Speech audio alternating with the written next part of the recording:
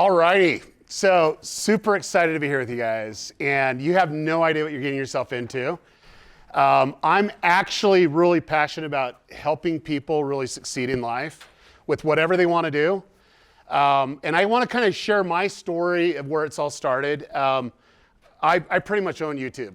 Like I can get a gold play button easier than you can even imagine. It's not difficult once you understand the components of people and audiences and what they find valuable. Really got my start of creating video when I was 8 years old, and I just found out how this passion, this love came in, and I found a medium that actually makes sense. And so my story led to working with the biggest brands, YouTube creators on the planet. I have literally, anything that I want to do video-wise, I can go do. I can go work with any company that I want to, in any way that I want to work with them. So for all those that play video games, who plays video games here? Who's played Fortnite? Okay, I did the launch strategy on YouTube with Fortnite. I worked with Epic Games, you can see them up there as well. Worked with the biggest creators on the planet. We actually have a house right next door to Mr. Beast, where my boys get to play basketball with them and hang out and all that other fun stuff. So for me, my goal is to inspire you as a student, to always be a student. And you can do passion project. This is actually my passion project. I have a love for Jesus, and I wanted to create content that the world would see the Jesus way that I see. And was able to partner up with an amazing creator, and I'm an amazing marketer. I can get eyeballs on things, and it just magic. And we broke the all-time crowdfunding record in film and television without an audience. We grew an audience. We were able to break the record and go from there. So we've done some pretty amazing projects. We got a lot of press on us. We do things very disruptive, in a disruptive format. We even did kind of a Christmas episode that we put in theaters. We were #2 in the box office. We got beat out by a little film called Spider-Man. So just a little teeny film. We also went this last year to do 2 episodes of season 3 in the box office. And we were #3 in the box office, and we got beat out by Wakanda Forever. So, hey, Marvel can take me over for a little bit, but we got a plan to attack that for sure. So for us, it's not about breaking records, but it's about doing things different. Now, I don't know if you guys know who this guy is. He has one of the biggest podcasts in the world.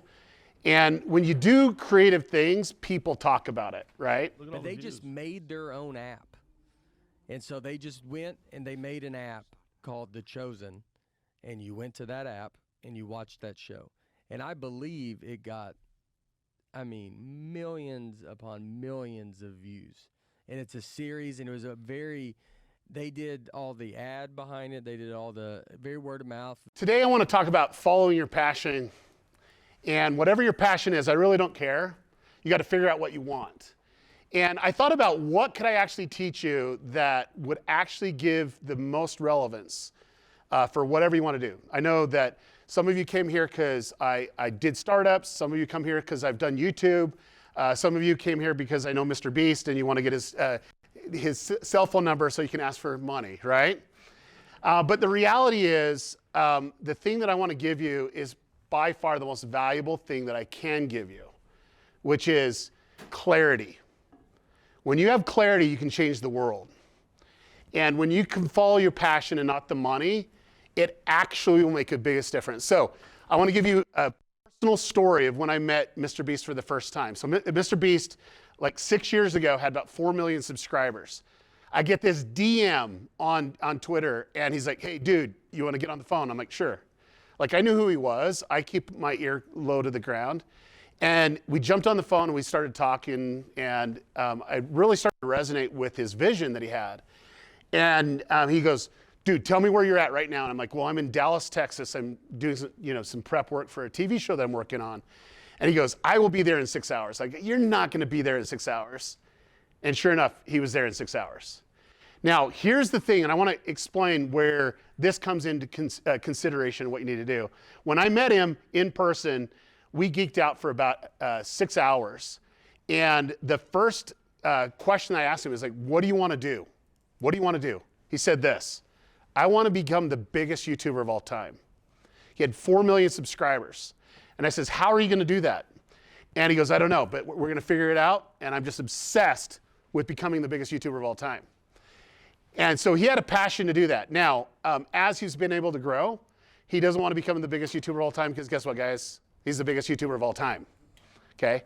Now he wants to make $1 trillion and give it all away. Trillion, not a billion, trillion. Okay? So I want you to follow your passion. So where my passion actually started from, believe it or not, was this moment when I was younger. And you can't really see it here, but I want to play something.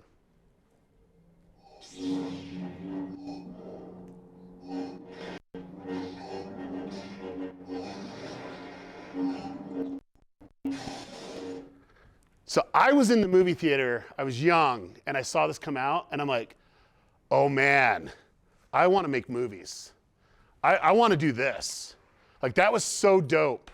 And I just remember experiencing that, and I just wanted to go back and watch it. All I could do, like, I became a Star Wars huge fan, and I'm like, I'm all into this. The storytelling, you know, the way that they were visually telling the story but engaging the audience, it was like so unheard of. And then what happened next was this moment. It was a little bit later, and I was watching the Super Bowl. Who watches the Super Bowl? Okay, who watches it for ads? Am I the only person that watches it for ads? I don't even know who's playing this year, but I'll watch it for the ads, okay? But this was an ad that hit, and it was one of the most disruptive ads. There was a filmmaker, his name's Ridley Scott, amazing, amazing storyteller, made an ad, and this is just a little snippet of it.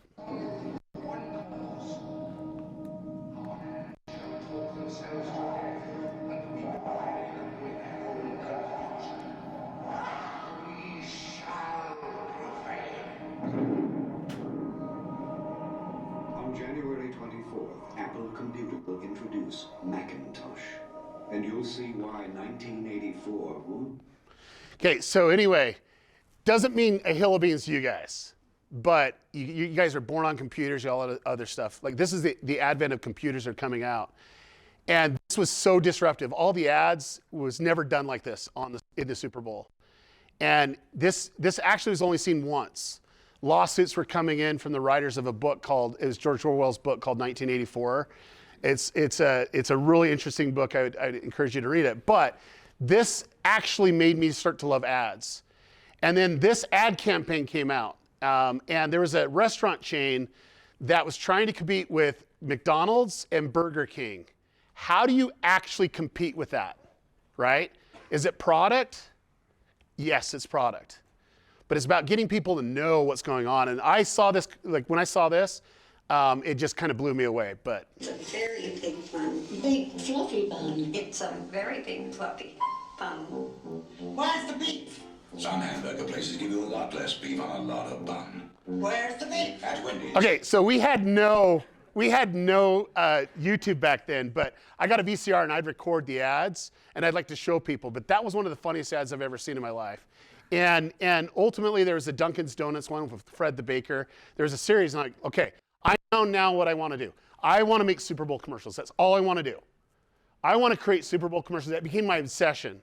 When the Super Bowl was happening, when I was still under 12, I was like 10, 11, I'd take a notebook and start quizzing people what ads they actually liked. I started to do market research on who responds to what type of content. And I got really, really granular at that. And for me, I knew what I was going to do. And all I became is obsessed with making Super Bowl ads. And then I came to SUU. Believe it or not, SUU had the highest placement program in communications at the time for ad agencies. I did my research, and at the time, they had the highest placement. So I'm like, okay, I'm going to go to SUU, and I'm going to get my degree so I can go work for this ad agency and do exactly what I want to do. Now, keep in mind, this ad agency, they're looking for qualified people. I've been waiting my whole life to really become in advertising. I was obsessed with it. I'm obsessed with marketing. Got really, really good at creative things, and I came to SUU. And SUU was going to give me a degree. It was going to give me kind of a piece of paper that I can do it. But I wanted to go to SUU to do it as fast as I possibly can so I could get into the ad agency to really do what I want to do. So it was kind of a stepping stone to get there, okay? And I want to talk about one assignment that I had, because this one really got me frustrated. And it got me frustrated as a student. I don't know if have you guys ever been frustrated before as a student? Raise your hand. Okay, who hasn't been frustrated? Okay, everybody's been frustrated. Well, let me tell you about a frustration I have. We get our dream assignment. It was for an ad, it was an ad creation class. And they're like, okay, you have all the resources of the comm department. At the end of the assignment, you have to present a 30-second spot. And I'm like, okay, that's great. I can do an ad spot for 30 seconds. This is my prep work for the Super Bowl. And they says, we're not going to tell you anything that you need to do for that prep spot. I wish I would have saved that ad, but I never got it back from the teacher. And I want to tell you this story. So I decided to talk about a constipated man that had problems going to the bathroom, okay? Because that's what you do, right? When you have pain, right? And I was talking about this new product, and this new product, I'm trying to paint the picture here. This new product would just help you because he has all these problems, right? And lo and behold, you hear this.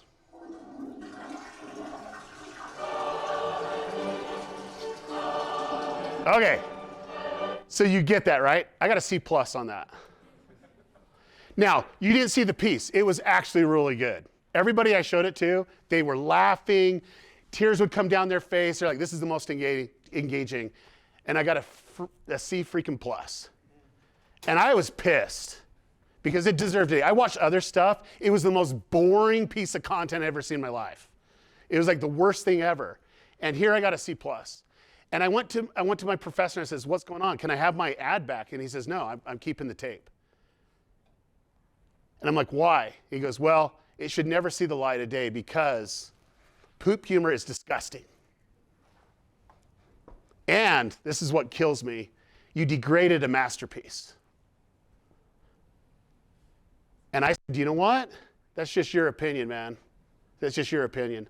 Now, here's the whole thing. That's the face that I gave him. And I want to let you know that that idea had something. So the first thing I want you to do as a student is don't be swayed by other people's opinion. I don't care if they're a teacher. I don't care if they're your friends. Don't be swayed by opinion. Have in your innards your passion of what you want to do, and don't let anyone sway you. Because here's the last laugh. You want to hear the last laugh? I made a poop commercial. This is where your ice cream comes from. The creamy poop of a mystic unicorn. Totally clean, totally cool, and soft served straight from a sphincter. They're good at pooping. But you know who sucks at pooping? You do. Okay, right there. You see that? I sent that to my old professor, this ad. And here's the thing. It was the most viral video ad of all time. Got shared more virality on all platforms. Plus, it did $42 million in sales. So if I was swayed by his attitude of don't do poop humor, it's disgusting, or don't take something that's a beautiful piece of art and degrade it because it's talking about poo. No. Like, you got to figure out what you want to do, and that's where passion comes in. And I wasn't going to let him do that to me. I don't care if I got a C+ in that class. Like, the C+ was because of him and his taste, not because of if it was effective or not. Because here's the thing. I know for a fact that the only ad that our class talked about was my ad. They didn't talk about, other ads that are there. They remember that ad. And even through different classes, they were talking about, hey, remember when you made that ad? That's pretty funny. People were talking about it. So for me, I wanted to make Super Bowl commercials. And when I was at SUU, I had two opportunities. I had a firm in LA and one in Chicago that offered me a job at the ground floor to go make Super Bowl commercials. But you have to start at the ground floor. And I had this huge opportunity. And that's when I found out that I was becoming a dad. And I had to take a step back and realize, wow, I never had this responsibility before. What do I really want for my kids? And there's one thing I'm more passionate about Super Bowl, okay? It's God. And one thing that I'm more passionate about the Super Bowl besides God, which would be my family. And I'm like, how do I want them to grow up? And I started to strategize and plan how I want them to grow up. And I couldn't imagine going away from my family. And I wanted them to go to grandma and grandpa's house. I wanted to have their best friends be their cousins. And so I actually decided it's not in my deck to make Super Bowl commercials. And it hurt. But I found something I was more passionate about, even though that I was there. And it was frustrating because here I was, since a young age, I wanted to do this, but I had something, a higher calling, a higher importance, that made it so that I was able to do a Super Bowl commercial. So for me, I started to understand, well, what is a Super Bowl commercial? Why do I want to create Super Bowl commercials? And it actually came down to this. I didn't really want to make a Super Bowl commercial. I just wanted to make content that people would actually talk about and share. That's all I wanted to do. I wanted people to say, did you see this piece of video? Okay, guess what? This was in '99. In 2005, I was on Craigslist because I was expanding my marketing company. I started my own agency. And I had people to hire, and I found an ad for YouTube. And I'm like, okay, I'm all in. I went to YouTube. I didn't even know what it was. No one knew what it was. And I went there. And it was founded in 2005, October 2005. I went on the ground floor, and I was blown away. And I realized I could actually do anything I want now because I can broadcast myself. I can do any project that I wanted to do. So first off, I was thinking money. I'm like, okay, I'm going to upsell all my clients to make a video. I had 865 clients, and I'm like, okay, I'm going to upsell them, and we're going to get a video for every one of those. And what happened next was every one of those videos that I started to make for my clients started ranking Google the next year because Google bought YouTube for $1.65 billion. And ultimately, I got into what I really love, which is YouTube. I'm obsessed with it. I'm more obsessed with YouTube than any other things. Now, I only keep 3 clients right now. We have 7 businesses, eight businesses that we own. And I only keep 3 clients on my main consulting business. The first one is Google. I think Google is really important, a client to have because they give you access. Plus, they pay me a ton of money to tell them that they're wrong, a lot. And then YouTube's actually a client. What's funny is Google has me consult them how to use YouTube, and they own YouTube. But yet, that's what happens. And then YouTube, they pay me a ton of money to consult them and to really be brought up to speed because, believe it or not, there's only 4 other people at YouTube that has more experience about YouTube than I do because they were there on the ground floor. And so they need to have someone that understands the history and the ecosystem from that. So YouTube became my jam. I've made some pretty amazing videos over the years. I don't know if you've ever seen Scott Sterling before. Hundreds of millions of video views. Was able to have some love with that. And this says 88, but I have 89 billion video views that I've generated on YouTube. Now, you might say, okay, Derral, all you do is care about YouTube. Well, realistically, other platforms is really easy. TikTok's actually the easiest to get a billion views. It's like the easiest thing ever in the history of all mankind. And TikTok has also been a client too, so I understand the algorithm. But the day that today I want to focus in on success, because this is where I want to hone your skills, and it's probably the most value that I can give you. It doesn't matter if you're on YouTube or if you're in business or if you're trying to survive just being a student. I want to tell you how to succeed. And I was very, very blessed to have a mentor, my grandfather, who taught me how to succeed. And I want to share with some elements that every one of you can take. Like everyone can learn this. Who wants to be successful? I really want to see it. Okay, we have a couple hands that didn't go up. So I need you to reevaluate your life. But we're going to talk about it. This right here is the most difficult thing for us to know. What do you really want to do? What do you really want to do? You don't know. Some of you are going to school to try to figure out what you want to do, and you're paying a lot of money, and there's a lot of wasted time because you don't know, you don't have a path. And I'm here to tell you that it's really actually easy to figure out what you want to do by just start evaluating what you want to do. What makes you happy? Okay? Remember, we're going to focus on passion, not money. Don't go the money route. Money is always a byproduct. Always a byproduct when you find someone that's passionate about something. Okay? And you'll always, always, always have the resources if you really have that passion first. So you got to find out what you want. And you have to have the discipline and the drive to get it. Okay, so this one is actually figuring out what you want and then having the drive and the discipline to get it. Those are the two things that I can't give you. You actually have to figure it out on your own.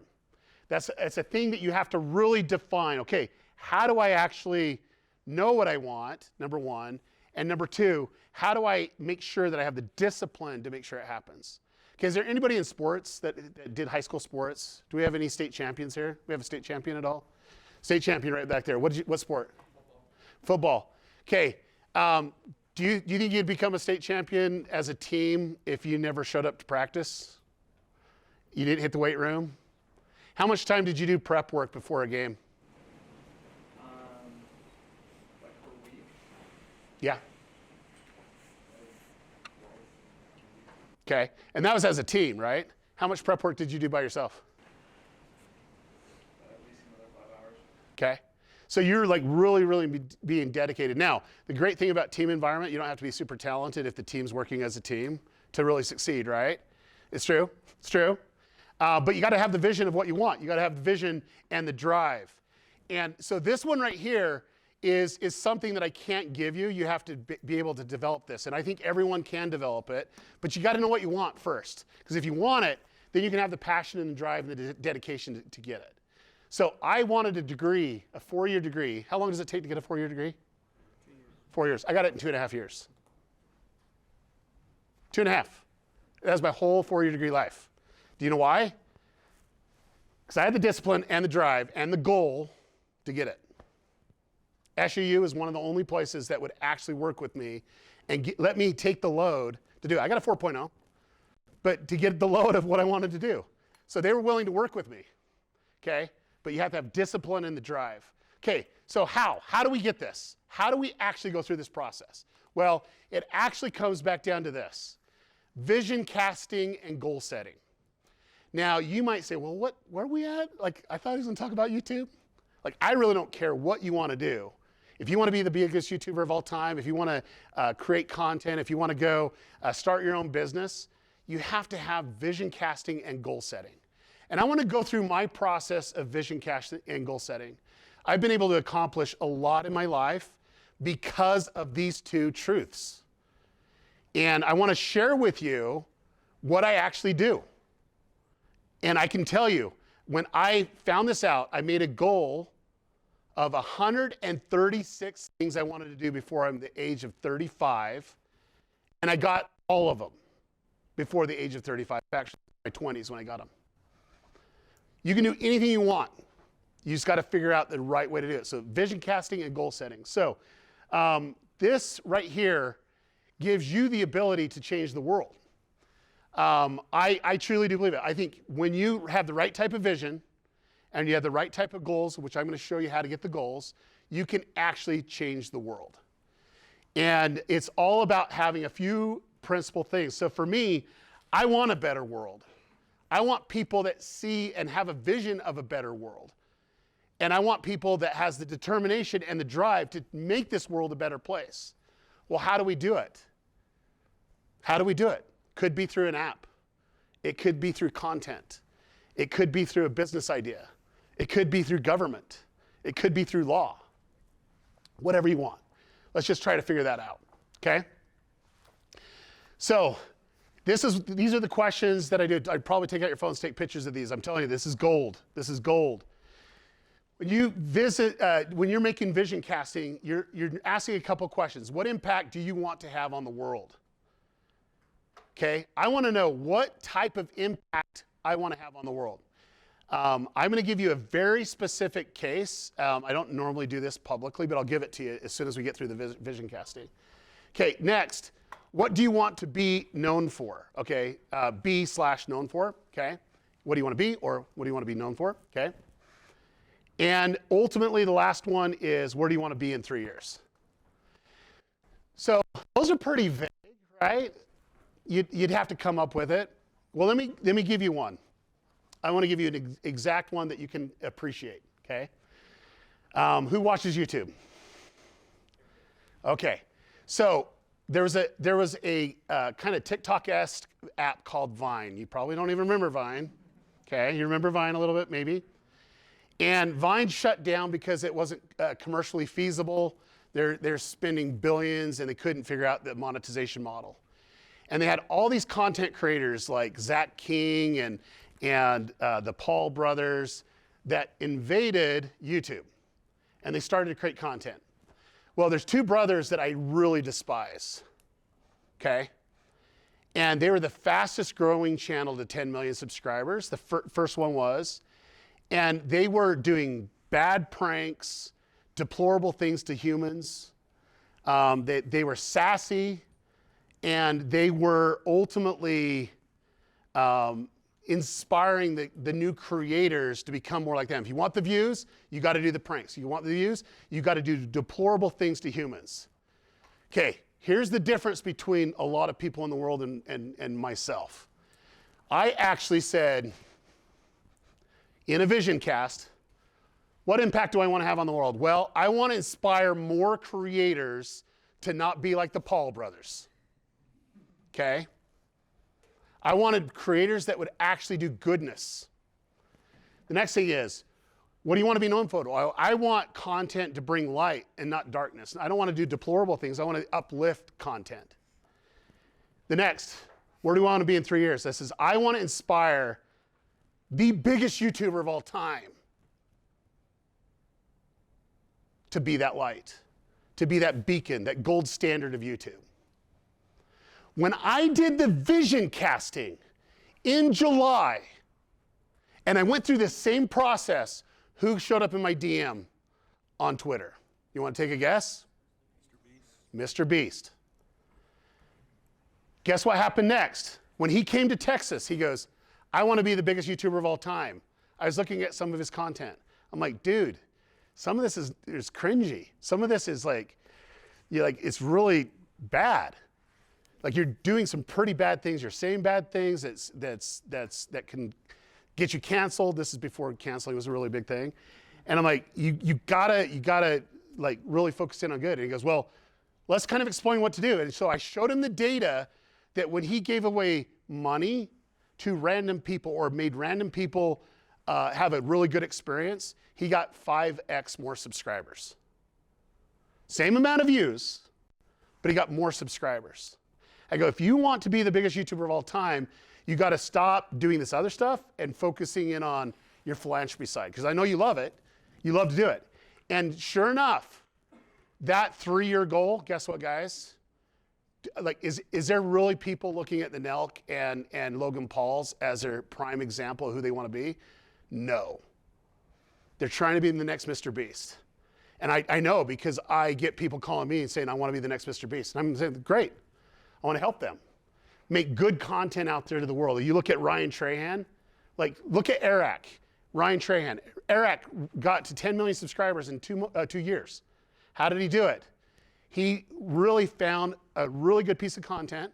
He still did some challenges and some pranks, but they were actually uplifting and not degrading, okay?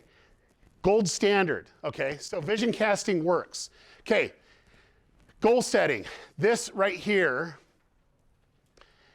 there's a process that I go through for goal setting that will help you actually achieve anything that you want in the amount of time. It could take 5 years, it could take 10 years, but this type of goal setting can keep you really, really focused, okay? So the first thing I do is goals must be smart. Every goal should be smart. So what does smart mean? It needs to be specific, it needs to be measurable, it needs to be attainable, it needs to be relevant and time-bound. If your goal doesn't have each of these things, then it's not smart and you'll never achieve your goal. I'm here to tell you. I've always had people that said, hey, I have a goal to do this. And I'm like, well, when are you going to do it by? And they're like, I don't know, I'm going to do it. I go, then it's a dream. For it to be a goal, you have to have a date. You got to know when you want to do it. You have to be preparing for it. And so this right here is kind of our litmus test of how to achieve anything. Okay? Next. I use this sheet and I'll get some copies of it too. I didn't even think about that, but I use this sheet to make sure it is. So the beginning of it, the date you wish to plan to achieve the goal. So I always set all my goals, believe it or not, every 3 years. And I'll kind of explain that process in a second.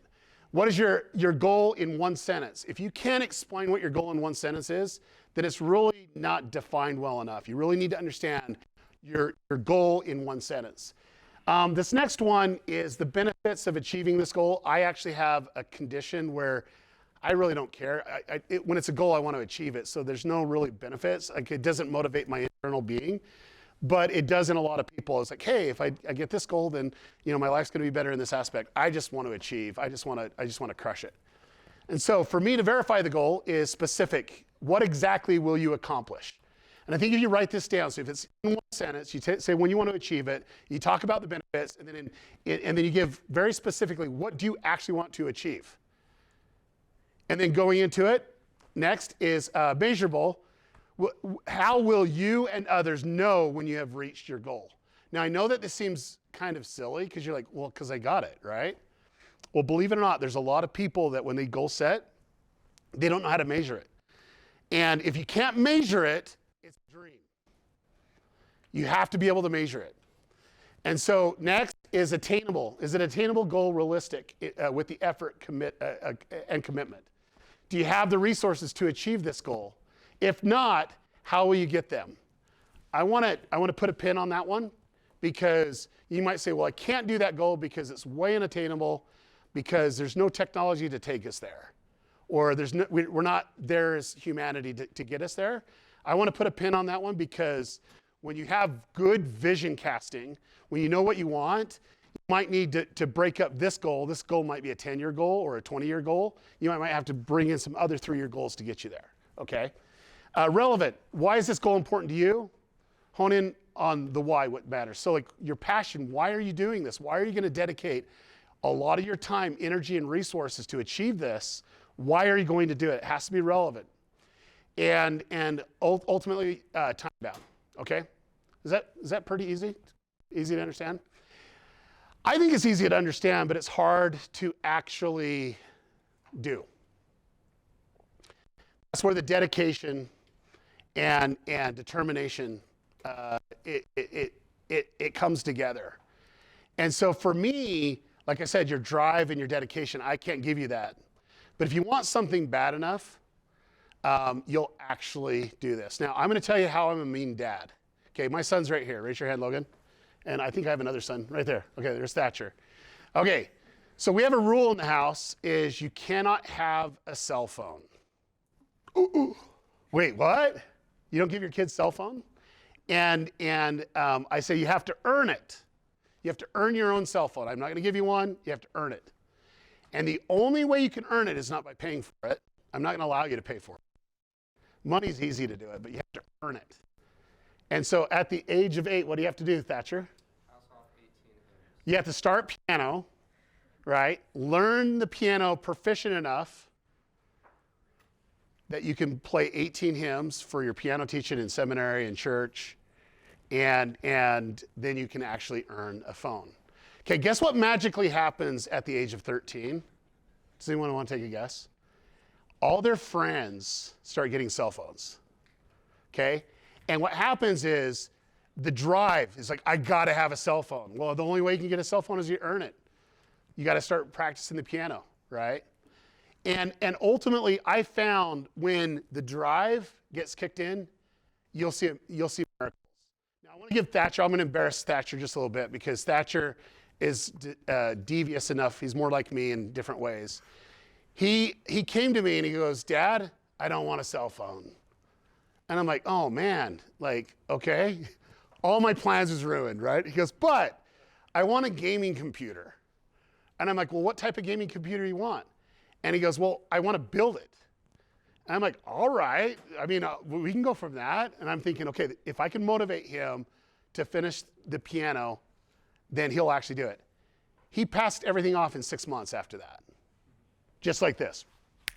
Now, here's the thing, and this is why I use Thatcher as an example. Every one of my kids have gone through that process. I have 5 kids, but he's the only one that did this trick, okay? He ordered his computer. It was literally 5 times more expensive than the iPhone, just to let you know, number one.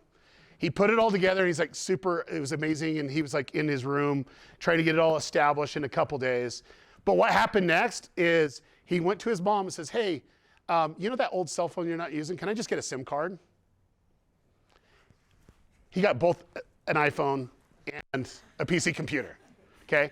But it was the desire of doing something. So he actually went through this process that I'm teaching you here right now. He set a SMART goal. Where did that SMART goal lie? It was supposed to be done in January of 2018. Yeah. And when did you get it done? August. Yeah, August. Yeah. So he went through that whole process of setting that goal. And the cool thing about it was he actually did this thing next. So this is by far, if you want to succeed, it's not because you have passion, it's not because you have drive, but you have to have a plan. Okay? This plan is so important. And I'll have this all wrap up so you'll understand what's going on here, but this is what I do. I try to figure out exactly every specific thing I need to do to achieve this goal. And I say, okay, these are the tasks I need to do it. Here's the dates I need to do it. And then I actually keep a documentation because I'm a data nerd. I like data. And so I'm like, here's all the things I need to do to get that goal. Now, I don't know everything I need to do to get the goal. Sometimes there's things out of my control that I don't know about because you only know what you know. And as you get a little bit more experience. But if you actually focus in on the tasks that will get you closer to your goal, you'll get your goal. Next, this is where I put all my energy. After I have vision casting, after I set goals, I literally focus in on obstacles and problems. Because this is what stops you from achieving. And I literally focus in on this every single day. I focus in on the obstacles, and I'm trying, okay, if I have an obstacle, like what am I gonna do when these obstacles come up? How am I gonna navigate that? And I start creating a plan of how to achieve what I want. Now, Thatcher went through the same thing, and he had the obstacles on there. And he goes, you know what? I get sucked into playing gaming, or going playing with friends that I don't get my piano practice in. And he set this action plan right next to the piano. He saw his goal, he saw what he wanted, and he saw all the obstacles. Well, he had a plan. Anytime that he came home, instead of going with his friends, he'd practice piano first. Now, I know that seems very simple, and it's just an aha moment, but he had a plan, and it was always in front of him. Okay? So Einstein, definitely an amazing thought leader, says if I have an hour to solve a problem, I'd spend 55 minutes thinking about the problem and only 5 minutes thinking on the solution. I've been able to disrupt the world in so many different ways. This rings true on every aspect. If you're looking at the problem and really understanding the problem and the friction points, then you actually start seeing the solutions a lot more clearly. I want to share one with you. Does that sound good? Y'all love YouTube, right? Do you know YouTube started as a dating website? Oh, it did. 2005. So in 2005, on Valentine's Day, it launched because that's where the money was at, online dating. So you had 3 guys that were making a product that they can get dates. And they thought, hey, if you do these video kind of resumes of kind of like Tinder in that way, instead of with pictures, you do with video, and get people to rate you, you can get more dates. Well, they launched it, and they're trying to get everything going. And what was happening is they were taking out Craigslist ads and say, okay, women, we'll pay you $20 to upload a video. Well, uploading a video in 2005 is not like it is today. It was like you had to have the camera, had the equipment, you had to hook it to it, you'd have to digitize it. I mean, it was just a mess to get it up there, right? And ultimately, they could not get any women to post videos for their dating website, YouTube. Now, here's the thing, what you don't know. If you now go watch Me at the Zoo, which is the first video to be posted in April of 2005, you'll see it in a different light, and it's pretty gross when you really look at it. But they were teenage boys, or I guess college-age boys, and they only had one thing on their mind. But this is where they went right. In May of 2005, they took the data and realized that their tool, their dating website, was being used differently. And they started to analyze the problem.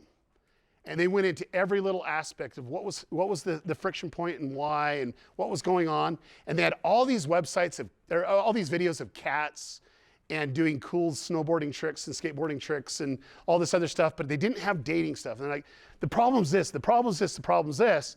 And then it dawned on them, if everybody's always just uploading just random videos and they're using it to broadcast themselves, then why don't we become a video sharing website? So in June of 2005, they started to make every tool available to make it easier for people to broadcast themselves, to make it easier for people to embed these videos on websites. What you guys don't understand, if you ever wanted to play a video, you get to hit play and you can watch it, right?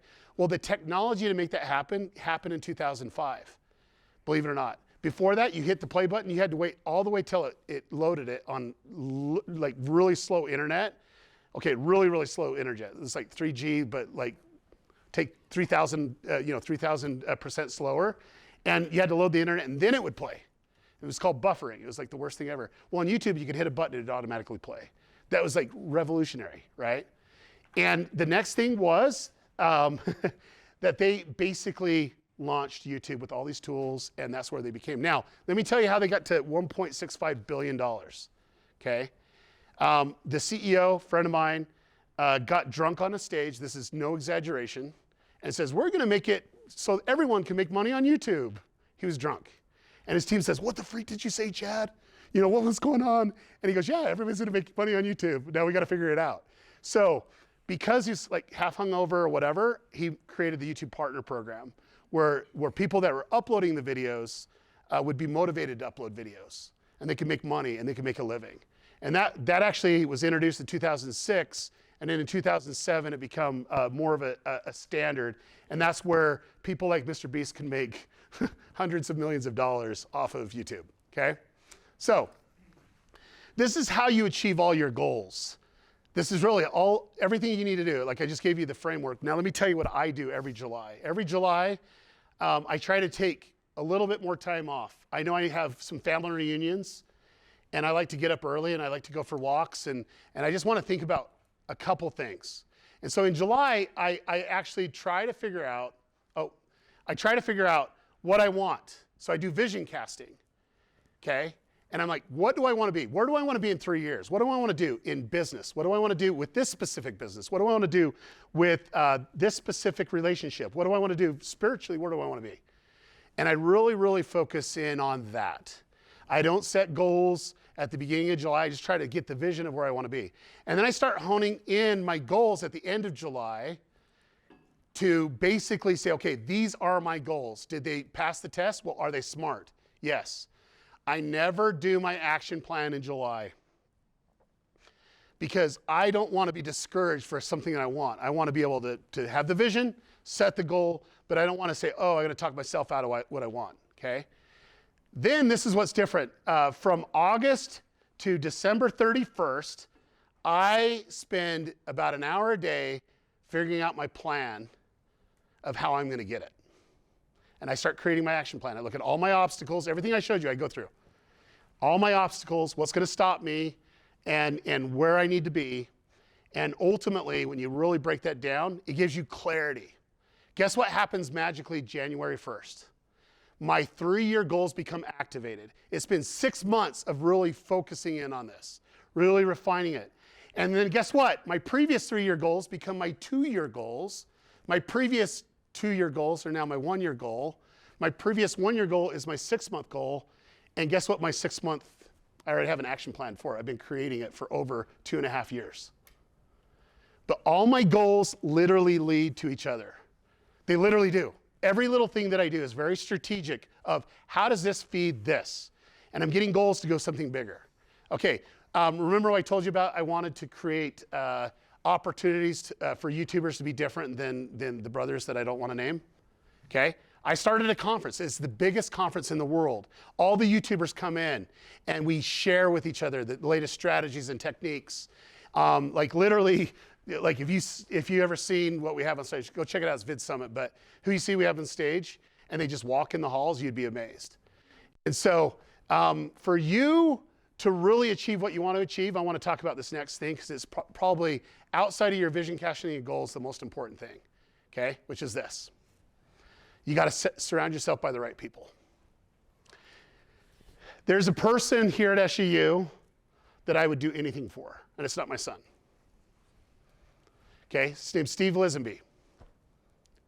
If you saw my schedule of what I just did this year, that's what most people do more, well, take all year to do. I did more in about a month, okay? But I will drop everything if Steve needs something. He asked me to come speak here. I'm like, okay, I'll do it. Like I'm donating a day to share with you. Now, I really love teaching and I really love to inspire you guys. But he's the right type of person that I want to be surrounded by. When my son was considering coming, or like going to school, I'm like, go talk to Steve. Like Steve would know the best. Now Steve employs him, which is good, right? But you got to surround yourself by the right people. So if you want to win on YouTube, you gotta figure out who on YouTube is just as obsessed and as passionate about YouTube than you are, right? If you're obsessed on apps or app development, or you're obsessed on entrepreneurship, who can you surround yourself that people that have the same passion, the same drive, the same focus, the same other goals, but just the same, that you can help each other, right? So for me, this is the gold, because masterminding is what it's called. I do masterminds every single month. I bring different people in and we strategize, how can I actually achieve what I want to achieve? And for me, I just had this one up in Deer Valley. If you notice a couple YouTubers there, some that you might not know because they don't have their face in front of the camera, but this equates to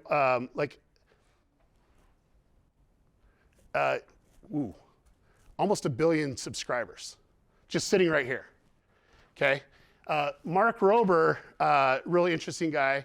What I love about Mark, he only posts, he says, I only want to post one video a month. And now it's like, I only want to post one video every, like 8 a year. He made $45 million since November.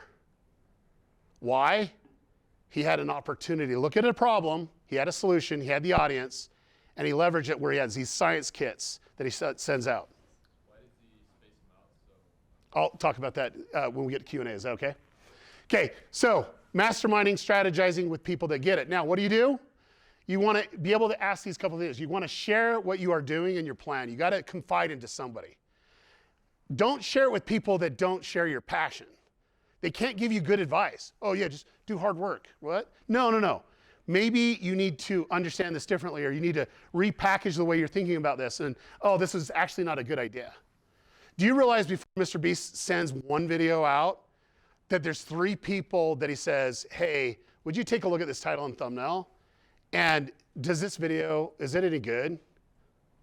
Like, you'll get instant feedback. Now, who does he send it to? People that actually understand what good content is.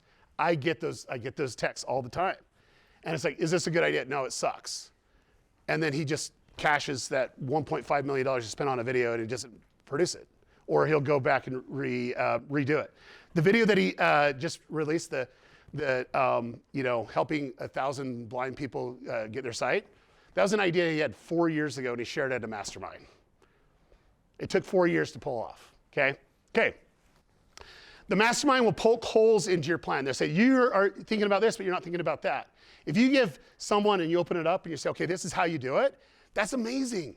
You want people to say, hey, objectively, hey, yeah, that's a good idea, but have you thought about this? And they really poke holes into your plan. You also want to give ideas that you didn't necessarily consider. That's what masterminding is. Now, let me tell you, the biggest thing is, I want to talk about these 3 YouTubers. One that came to me and says, I want to be on YouTube, and I don't know what I'm doing. I want to volunteer. So he donated his time, and I put him to work, right? And I says, you should really consider doing a mastermind with this YouTuber, and this other YouTuber, and this other YouTuber. And you guys could really start strategizing a mastermind every month, talking about YouTube. Well, he only had 100 subscribers. So he went to the other person that had 1,000 subscribers, says, hey, let's just start meeting up and do this mastermind. Derral thinks it would be great. Okay, perfect. Another guy that had 5,000 subscribers says, hey, let's meet up and let's do it. It would be perfect.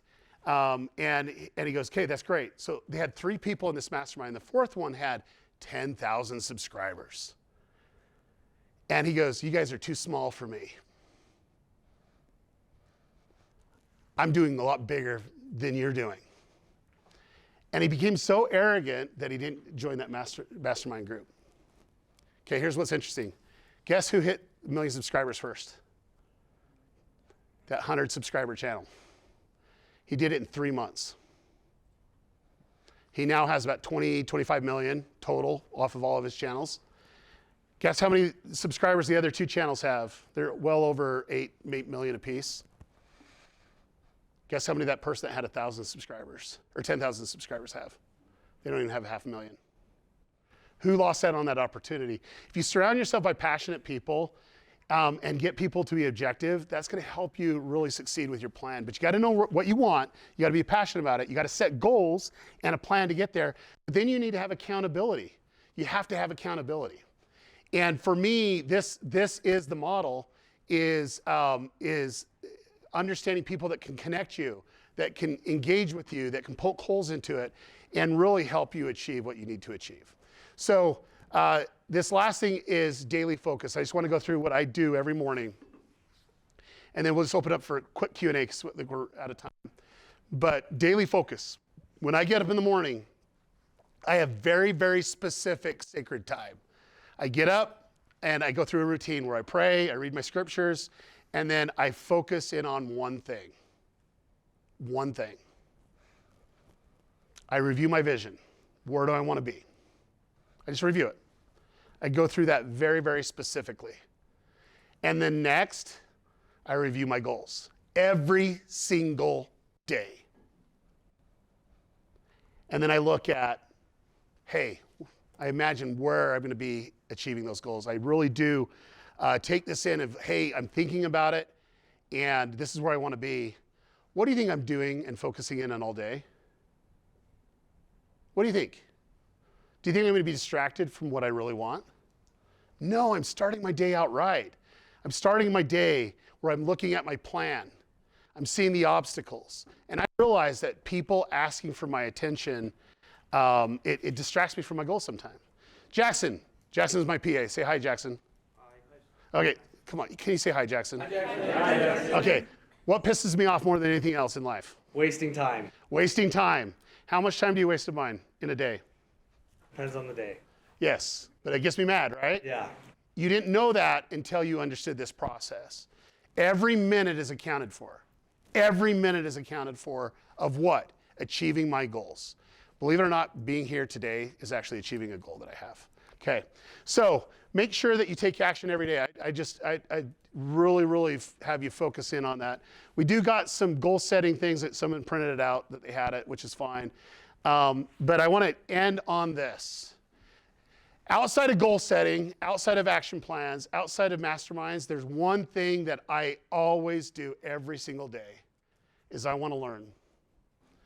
And you have no idea the resources that you have out there. It's just like, if you want to learn, you have the platform to learn. And you can learn from some pretty amazing things. I met this guy when I finished school and I was working for Dixie Regional Medical Center. He lived in a very small house, 3-bedroom house, had a pickup truck. And I realized that this guy was moving and doing things. He actually did. He lives in Santa Clara at the time.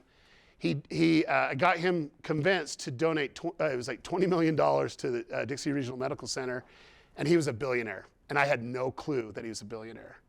And I'm like, well, why don't you show your money? And he goes, that doesn't bring me happiness. Helping people brings me happiness. And realistically, I'm just a traditional guy. I just put one pant leg on a time and have my cowboy boots and my 1974 pickup truck. It's great. Happiness doesn't come through monetary things. Passion does, when you figure out what you want. And so ultimately, I would encourage you always to be learning. And so really do appreciate your time. I want to just take 2 questions and then we have to wrap it. I do apologize. You had a question in the back about why he spaces it out. So part of business is onboarding and create a good customer experience. Okay, so when you're really looking to grow and scale something, it's about acquisition, retention, and churn. Acquisition's really easy. You probably saw an ad for that on Instagram or IG or TikTok or Facebook. You probably saw it. He had a YouTube audience. He had to build up an email list, but ultimately he had the acquisition part.